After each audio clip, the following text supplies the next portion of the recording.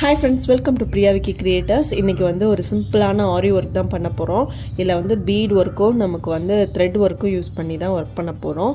அதே மாதிரி இதில் வந்து கீழே எந்த பார்டரும் போட போகிறது இல்லை. நம்ம ஆம்கோல் அந்த பார்ட்லேயும் நமக்கு கீழே இப்படி கிராஸாக நமக்கு ஒரு டிசைன் வரும். ஆனால் கீழே வந்து பைப்பிங் கொடுத்து ஸ்டிச் பண்ணிக்கிட்டோம் அப்படின்னா ரொம்பவே டிஃப்ரெண்ட்டான ஒரு ப்ளவுஸாக இருக்கும். கண்டிப்பாக வந்து இந்த வீடியோ உங்களுக்கு ரொம்ப பிடிக்கும்னு நினைக்கிறேன். ஸ்கிப் பண்ணாமல் ஃபுல் வீடியோவும் பாருங்கள். வாங்க ஃப்ரெண்ட்ஸ், வீடியோக்குள்ளே போகலாம். இப்போ வந்துட்டு நம்ம இதில் யூஸ் பண்ணுற சுகர் பீடு பார்த்திங்கன்னா நமக்கு நார்மல் சைஸோட கொஞ்சம் பெரிய சைஸு. இது வந்து ஏ ஸ்டாரில் கொஞ்சம் பெரிய சைஸு. இப்போ ஏ ஸ்டார் வந்து ஒரு பேக்கெட் வந்து 180 அப்படின்னா இது வந்து 250 அந்த மாதிரி ரேஞ்ச் வரும். இது கொஞ்சம் அதோட காஸ்ட்லி தான். ஆனால் கொஞ்சம் பெரிய சைஸாக இருக்கவும் நமக்கு போடுறதுக்கு ஈஸியாகவும் இருக்கும். எல்லாமே பார்த்திங்கன்னா ரொம்ப ஈவனான சைஸில் தான் இருக்குது. ரொம்ப டிஃப்ரெண்ட் சைஸஸ் கிடையாது. அதே மாதிரி குவாலிட்டி வைஸும் ரொம்ப நல்லா இருக்குது. நமக்கு போடுறதுக்கு சிம்பிளாக அவசரமாக நீங்கள் போடுறீங்க அப்படின்னா இது வந்து ரொம்பவே நல்லாயிருக்கும். அதே மாதிரி கர்வ்ஸு அந்த மாதிரி வர இடத்துலலாம் ஒன்றா நீங்கள் ஸ்டிச் பண்ணிக்கோங்க. அதுதான் நமக்கு வந்து பெஸ்ட்டு. ஏன்னா கொஞ்சம் பெரிய சைஸாக இருக்கும்போது நம்ம டபுளாக போட்டோம் அப்படின்னா நமக்கு கொஞ்சம் அந்த வளைவு சைட்லாம் தான் கொஞ்சம் ப்ராப்ளமாக இருக்கும். அங்கே மட்டும் சிங்கிளாக நம்ம ஸ்டிச்சஸ் போட்டுக்கலாம். இப்போ என்ன பண்ணியிருக்கேன்னா இதுக்கு இப்போ டிசைனை வந்து ஒரு 4.5 இன்ச் இறக்கி கைக்கு வந்து நம்ம கீழே சென்டராக ட்ரா பண்ணியிருக்கோம். கை நீளமாக பார்த்திங்கன்னா இங்கேருந்து 4.5 இன்ச்சு இங்கேருந்து நம்ம வந்து ஃபுல்லாக சென்டரில் ட்ரா பண்ணியிருக்கோம். அதுக்கு கீழே பார்த்திங்கன்னா ஒரு 2 இன்ச்சுக்கு இறக்கி இங்கே ஒரு திலகம் ஷேப் வந்து ஸ்டிக் பண்ண போகிறோம். இந்த மாதிரி நம்ம குந்தன் ஸ்டோன்ஸ் யூஸ் பண்ணும்போது ஃபெவிக்ரல் ஃபேப்ரிக் க்ளூ தான் நம்ம யூஸ் பண்ணோம். இதில் ப்ளூ கலர் இருக்கும், ப்ரீமியம் குவாலிட்டின்னு சொல்லிட்டு. அது இதோட இன்னும் சீக்கிரமாக அது ஸ்டிக் ஆகிடும். இன்னொன்று பார்த்திங்கன்னா நமக்கு B7000 க்ளூ வந்து யூஸ் பண்ணுவோம். அந்த B7000 வந்து இந்த குந்தன் ஸ்டோன்ஸ்க்கு மேக்ஸிமம் வந்து அவாய்ட் பண்ணிக்கோங்க. ஏன்னா இப்போ இது ஷைனிங்காக இருக்குல்ல, அந்த ஷைனிங்னஸ் வந்து உள்ளுக்கு ஒரு மாதிரி கெமிக்கல் ரியாக்ஷன் நடந்து உள்ளுக்கு அந்த இந்த மாதிரி சில்வர் கோட்டிங் வந்து ஒரு மாதிரி மெர்ஜ் ஆகுது. அது வந்து பார்க்குறதுக்கு நல்லா இல்லை. நீங்கள் அதே வந்து நீங்கள் ஃபேப்ரிக் க்ளூ யூஸ் பண்ணோம் அப்படின்னா அந்த ஃபால்ட்டு வரதில்லை. ஆனால் வந்து இது குவிக்காக ஒட்டிடும். அதே மாதிரி நம்ம கிளிப் ஸ்டோன்ஸ் இதுக்கெல்லாம் வந்து நமக்கு இது ரொம்பவே யூஸ்ஃபுல்லாக இருக்கும்.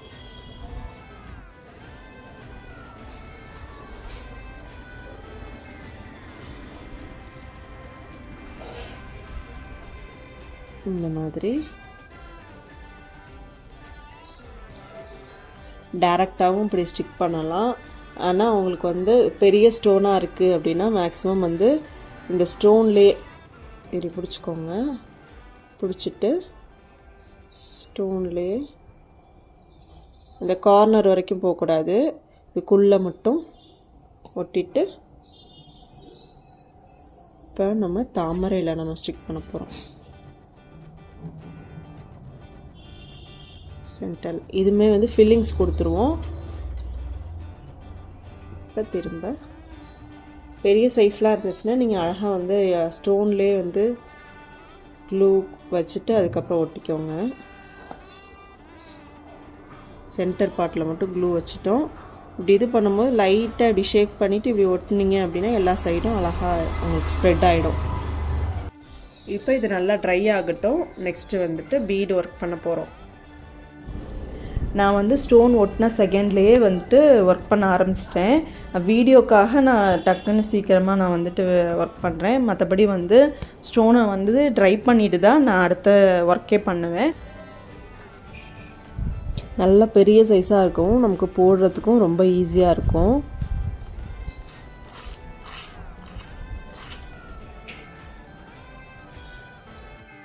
அதுவும் இல்லாமல் இந்த பீட் பவுச் பார்த்திங்கன்னா பீட் கொட்டி வச்சு நம்ம லோட் பண்ணுறதுக்கு ரொம்ப ஈஸியாக இருக்குது.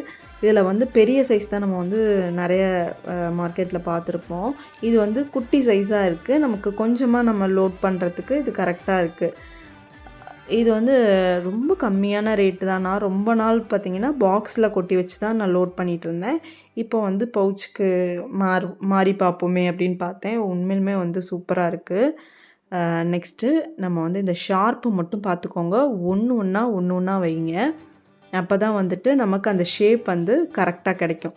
இப்போது உள்ளுக்கு வந்து ஒரு செயின் போட்டுட்டு திரும்ப 2 போடுறேன். அந்த ஷேப் வந்து கரெக்டாக வந்துருச்சு. அதே மாதிரி தான் கீழே தாமரைக்கு பாட்டமில் வரதுலேயுமே பார்க்குறதுக்கு ஐ ஷேப்புக்கு நம்ம வந்து கொண்டு வந்துடணும்.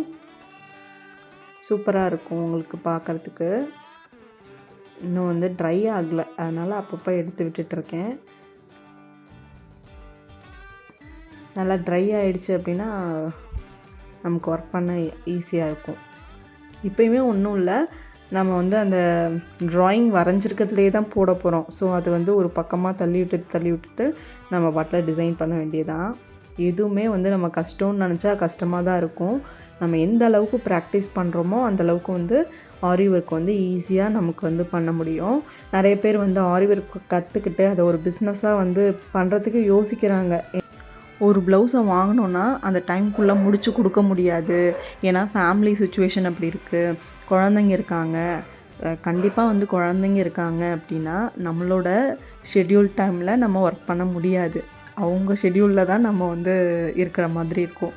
அப்போ நம்ம என்ன பண்ணணும் அப்படின்னா, நம்ம குழந்தைங்க கூட தான் ஸ்பெண்ட் பண்ணுற மாதிரி இருக்கும்.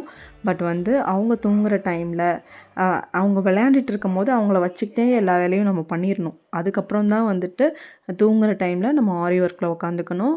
அப்புறம் திரும்ப பார்த்திங்கன்னா நைட்டு அவங்களுக்கு சாப்பிட வச்சு சீக்கிரம் படுக்க வச்சிட்டோம் அப்படின்னா நமக்கு ஒரு 10-11 மணி வரைக்கும், மேக்ஸிமம் 11 மணி, அவ்வளோதான். அதுக்கப்புறம் தூங்க போயிட்டீங்க அப்படின்னா விடிய காலையில் 3 மணிக்கெலாம் எந்திரிச்சிக்கோங்க. அந்த 3 மணி டைமுக்கு மேலே பிள்ளைங்க நல்லா வந்து தூங்குவாங்க. அதுக்கு நடுவில் வந்துட்டு இப்போ ஃபீடிங் மதர்ஸாக இருந்தால் நடுவில் போய் ஃபீட் பண்ணிவிட்டு அப்புறம் திரும்ப வந்து நம்ம ஒர்க்கில் உட்காந்துக்கலாம். அதுக்கப்புறம் 7 மணிக்கு மேலே நம்ம கண்டிப்பாக வந்து வீட்டு வேலையை ஃபுல்லாக முடிச்சுட்டு நம்ம வந்து திரும்ப 10 மணிக்கு மேலே தான் நம்மளுக்கு கொஞ்சம் ரிலாக்ஸ் ஆகும். இப்படி தான் நம்மளே வந்து ஷெட்யூல் போட்டுட்டு பேபிஸ் வந்து என்ன அவங்களுக்கு ஒரு ஷெட்யூலை நம்ம க்ரியேட் பண்ணணும். அவங்க இந்தந்த டைமில் இந்தந்த வேலை தான் பண்ணுவாங்க. அதுக்கப்புறம் நம்ம வந்து ஒர்க் பண்ணுறதுக்கு நம்ம தான் வந்து நம்மளை வந்து பண்ணிக்கணும். நம்ம வந்து அனாவசியமாக வந்து ஃபோன் பார்க்குறது, அந்த டைமில் வந்து வேறு சும்மா கொஞ்சம் நேரம் ரீல்ஸ் பார்க்கலாம் அப்படின்னு உட்காந்தோம் அப்படின்னா அந்த நாளே போயிடும். அதனால் வந்துட்டு எப்போவுமே வந்து படுக்கிற டைமில் அந்த டைமில் வந்து கொஞ்சம் நேரம் நம்ம நிறைய விஷயங்கள் வந்து மொபைலில் தான் தெரிஞ்சுக்கிறோம். அந்த டைமில் கொஞ்சம் நேரம் பார்த்துட்டு நீங்கள் வந்து தூங்க போகிறதுனா தூங்க போய்க்கலாம். அது மாதிரி தான் நம்ம வந்து பண்ணிக்கணுமே தவிர வேறு வழி இல்லை. நம்ம லைஃப்பில் வந்துட்டு நமக்கு ஒரு இன்கம் வரணும், ப்ளஸ் வந்துட்டு நம்ம ஃபேமிலிக்கு நம்ம ஒரு சப்போர்ட்டாக இருக்கணும். அது இல்லாமல் நம்ம பேபிஸையும் நல்லா வளர்க்கணும். அப்படின்றப்போ நம்ம தான் வந்து எல்லாத்தையுமே சமாளிக்கணும். கொஞ்சம் கஷ்டம்தான், ஆனால் வந்து இதை பழகிடுச்சு அப்படின்னா அது வந்து நமக்கு பெரிய விஷயமா தெரியாது. ஆனால் நம்ம கொஞ்சம் சோம்பேறிப்பட்டால் கூட நமக்கு வந்து நம்ம ஏன் இவ்வளோ ரொம்ப கஷ்டப்படுறோமே அப்படின்ற மாதிரி ஃபீல் வந்துடும். நம்ம ஹாப்பியாக எதாக இருந்தாலும் நம்ம ஏற்றுக்கிட்டோம் அப்படின்னா கஷ்டம் வந்து இது வந்து கஷ்டமாகவே இல்லை அப்படின்னு நம்ம மனசில் ஸ்டோர் பண்ணிக்கணும். ஓகே, இப்போ வந்து அந்த கர்வ் வந்து டிசைன் பண்ணுறோம். நான் வந்து ஒரு பீடாக தான் போடுறேன். மேக்ஸிமம் வந்து 1 தான் போடுறேன். அங்கங்கே மட்டும்தான் 2 பீட் நம்ம வந்து போடுறோம். எதனாலன்னு பார்த்தீங்கன்னா அந்த ஷேப் வந்து நம்ம ஃப்ரேமில் விட்டு கழட்டினாலும் அப்படியே இருக்கும். எந்த அளவுக்கு வந்துட்டு ஸ்லோவாக நான் போடுறத காட்ட முடியுமோ அந்த அளவுக்கு உங்களுக்கு நான் காமிச்சிருக்கேன். ஏன்னா பீட் போடுறதுலையுமே நிறைய நம்ம பீட் போடுவோம், ஆனால் வந்துட்டு நம்ம என்ன தப்பு பண்ணுறோம் அப்படின்றது தெரியாமலே நம்ம சில விஷயங்கள் பண்ணிகிட்ருப்போம்.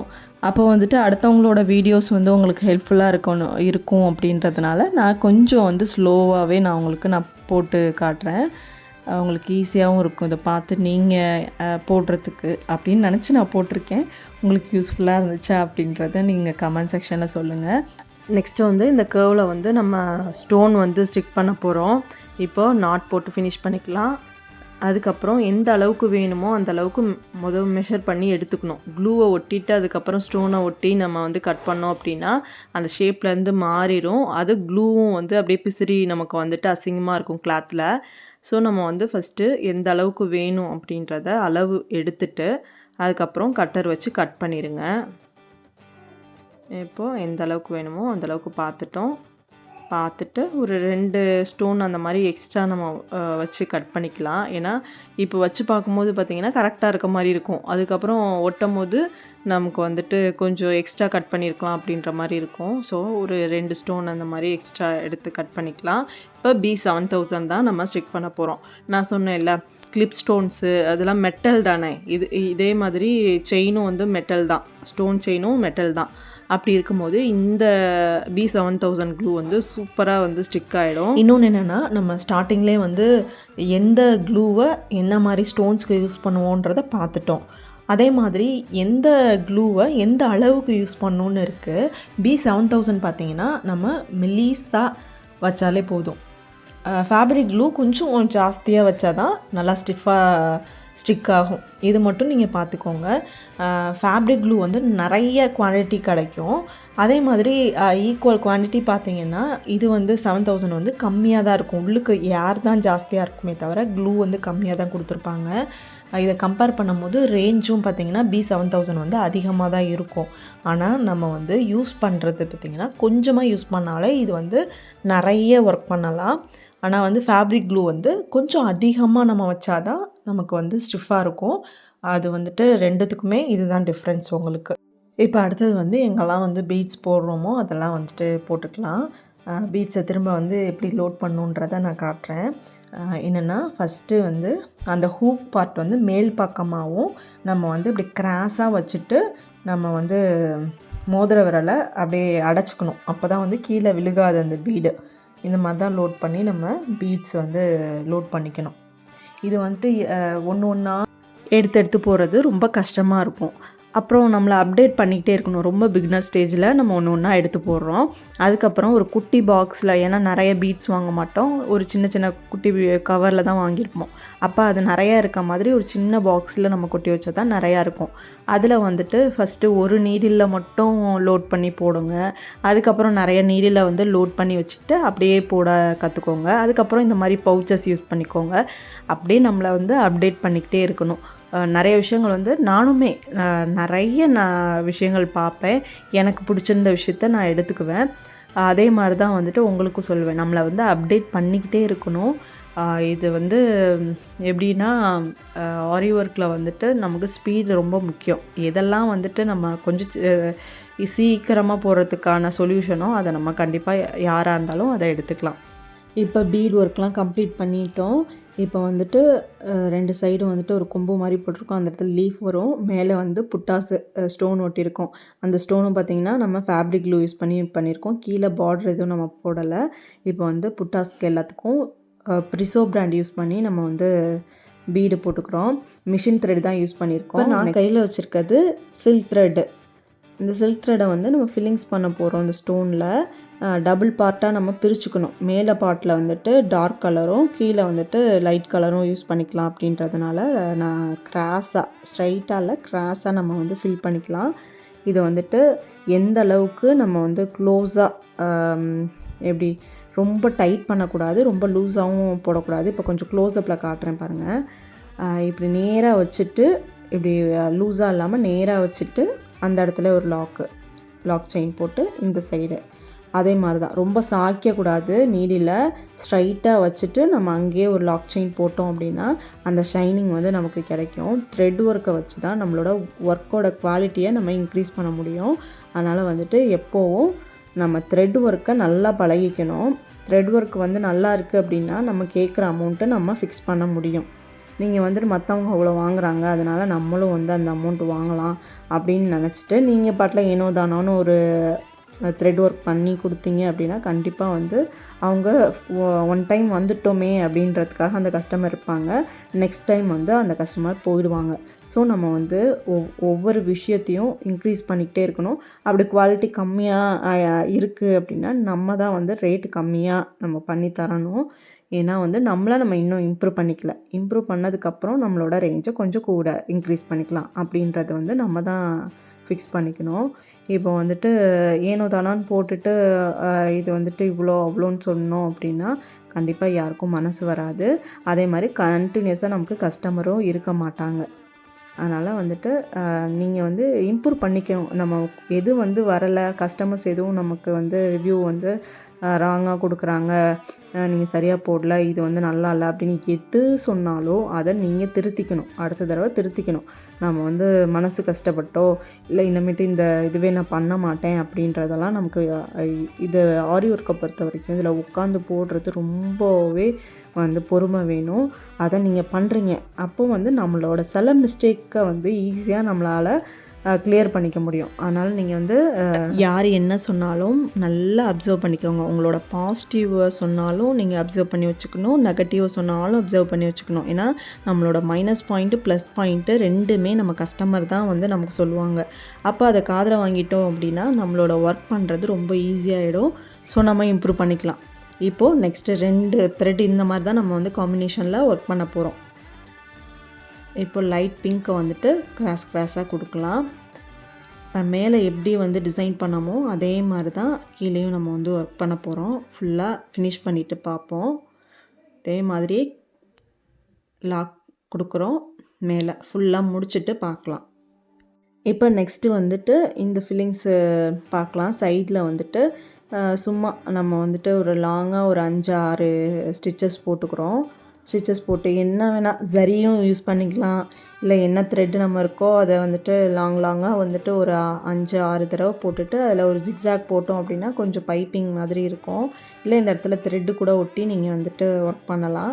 நம்ம வந்துட்டு த்ரெட் ஒட்டி அதை ட்ரை பண்ணிவிட்டு அப்புறமேட்டு ஒர்க் பண்ண வேண்டாம் அப்படின்னு சொல்லிட்டு ரொம்ப குட்டி ஃப்ளவர் தானே, அதனால் நம்ம இந்த மாதிரி ஜிக்ஸாக் போட்டுட்டு ஃபில்லிங்ஸ் போட்டோம் அப்படின்னா நமக்கு கொஞ்சம் எம்போஸ்டாக தெரியும். ஓகே, இதை ஃபுல்லாக ஃபினிஷ் பண்ணிவிட்டு பார்ப்போம். மேலேயும் கொஞ்சம் நம்ம வந்து இந்த மாதிரி கிராஸாக ஒரு ஸ்டிச் போட்டுக்கலாம். ஏன்னா வந்துட்டு நமக்கு அந்த ஃபில்லிங்ஸ் வந்து கொஞ்சம் நல்லா கிளியராக நமக்கு போடுறதுக்கு ஈஸியாக இருக்கும். இப்போ இப்படி போட்டாச்சு. இப்போது டிப்லேருந்து எங்கே வந்து ஷார்ப்பான ஸ்பேஸ் இருக்கோ அந்த இடத்துலேருந்து நம்ம ஷார்ப்பாக டிசைன் பண்ண ஆரம்பிக்கலாம். இப்போ இந்த இடத்துல நம்ம பிங்க்கு, மேலே பிங்க்கும் கீழே வந்து லைட் பிங்க்கும் தான் கொடுக்க போகிறோம். இந்த மாதிரி அழகாக கிராஸாக ஃபஸ்ட்டு அந்த வி மாதிரி கொடுத்துருக்கிறதுக்கு சென்டரில் நம்ம கிராஸாக ஒர்க் பண்ணிடலாம்.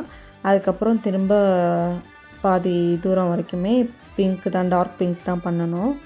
இந்த மாதிரி ஃபஸ்ட்டு ஃபில் பண்ணிக்கோங்க. எந்த இடத்துல இந்த மாதிரி போட்டோம் அப்படின்னா அந்த ஃபில்லிங்ஸ் வந்து நல்லாயிருக்குன்றது நம்ம பார்த்துக்கணும். ரொம்ப லாங்காக வந்துச்சுனாலும் நம்ம ஃப்ரேமை விட்டு கழட்டினோன்னா லூஸ் ஆகிடும். ஃப்ரேம்லேருந்து போடுறப்போ வந்து நல்லா இருக்க மாதிரி இருக்கும், கழட்டினதுக்கப்புறம் பார்த்திங்கன்னா லூஸ் ஆகிடும். அதனால் ஃபில்லிங்ஸ்லாம் வந்துட்டு அந்த இடத்துக்கு ஏற்ற மாதிரி எந்த அளவுக்கு ஷார்ட்டாக போட முடியுமோ அந்த அளவுக்கு ஷார்ட்டாக நம்ம ஒர்க் பண்ணிக்கணும். இப்போது இதை முடிச்சுட்டு இங்கே வந்துட்டு அப்படியே செயின் போட்டு கொஞ்சம் கீழே இப்போ இப்படியே கிராஸாக பிங்க்கு அப்படியே கொஞ்சம் தூரம் வரைக்கும் நம்ம டார்க் பிங்க்கை போட்டுக்கிட்டு அடுத்தது லைட் பிங்க்கில் டிசைன் பண்ணலாம். இப்போது பிஸ்னஸ் பண்ணும்போது என்ன பண்ணணும் அப்படின்னா, பிஸ்னஸ்னாலே நமக்கு தெரிஞ்சவங்களுக்கு மட்டும் போடுறது பிஸ்னஸ் கிடையாது, அது பிஸ்னஸே கிடையாது. நமக்கு தெரியாதவங்க நம்மள்ட்ட வந்து ஒர்க்கு கொடுக்கணும். அப்போ தான் நம்ம வந்து கரெக்டாக ஒரு பிஸ்னஸ் பண்ணுறோம் அப்படின்றது அதில் தான் அவங்களுக்கு தெரியும். அப்போ நீங்கள் என்ன பண்ணணும் அப்படின்னா, சோஷியல் மீடியா மார்க்கெட்டிங் ரொம்ப முக்கியம். அப்போ நீங்கள் கரெக்டாக உங்களோட பார்ட்டை வந்து நீங்கள் கரெக்டாக யூஸ் பண்ணிக்கணும். சோஷியல் மீடியானா நமக்கு வந்துட்டு ஃபேஸ்புக்கு, இன்ஸ்டாகிராமு, வாட்ஸ்அப்பு, அதுக்கப்புறம் வந்துட்டு யூடியூப்பு நிறைய இருக்குது. யூடியூப்லலாம் வந்து இப்போ நம்ம இந்த ஒர்க்கு பண்ணுறோம் அப்படின்றத நீங்கள் ப்ராப்பராக வீடியோவில் வந்து காட்டணும்.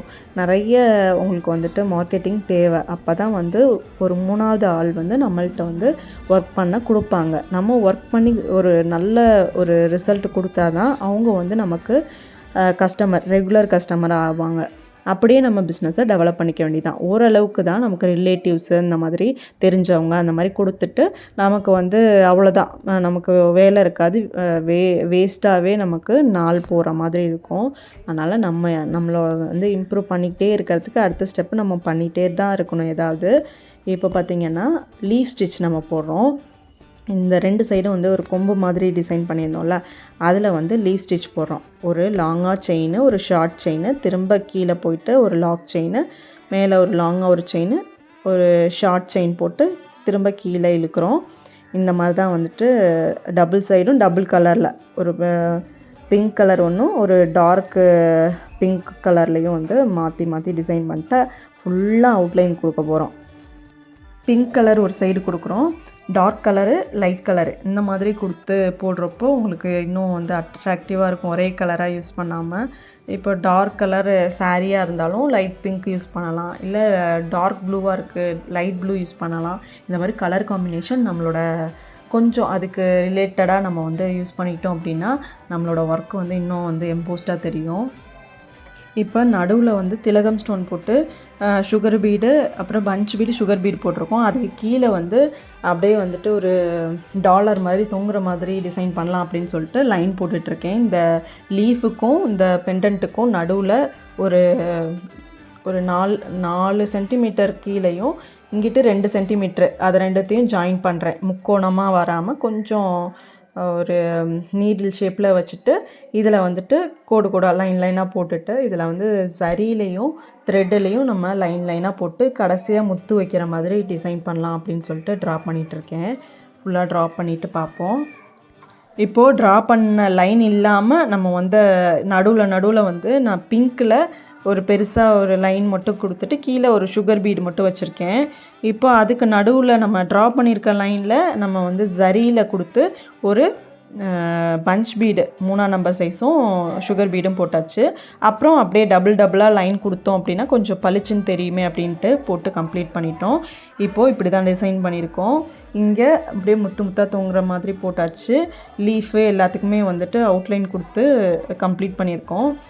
ஃபுல்லாக வந்து புட்டாஸ் மேலே வச்சுருக்கோம். கீழே பைப்பிங் கொடுத்து ஸ்டிச் பண்ணோம் அப்படின்னா ரொம்பவே அழகாக இருக்கும். சைடுமே ஸ்லீவ் வந்து ஃபினிஷ் பண்ணிட்டோம். நைட்டே வந்து பார்த்திங்கன்னா ஒரு ஸ்லீவ் போட்டாச்சு.